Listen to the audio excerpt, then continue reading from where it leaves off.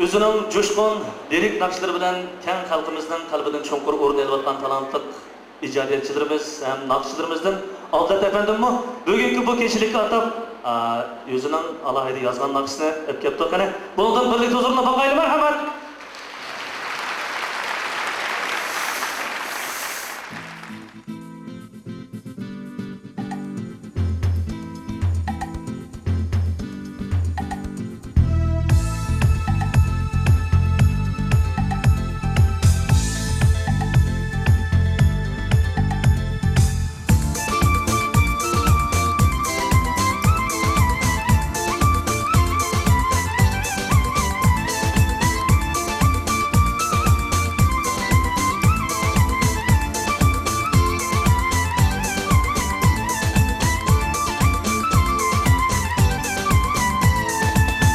Dünyaya bir qadam keldi odam, ömrünün qadriga yetayli do'stlar.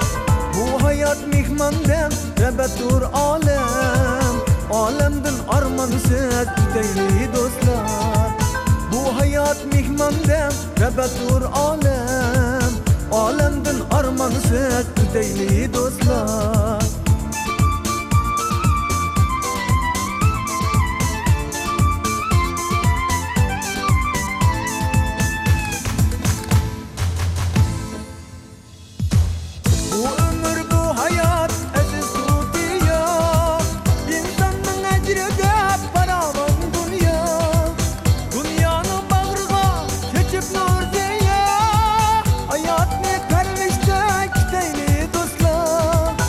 Hayatның qadriga yetayli do'stlar, olamdan armonsiz o'tayli do'stlar.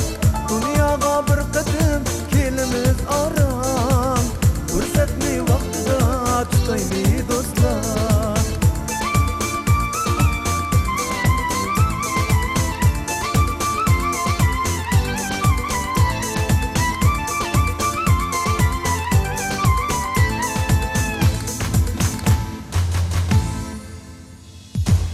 Çiçekken türküsek ömür yazını, çalsak ötmediye hayat sazını.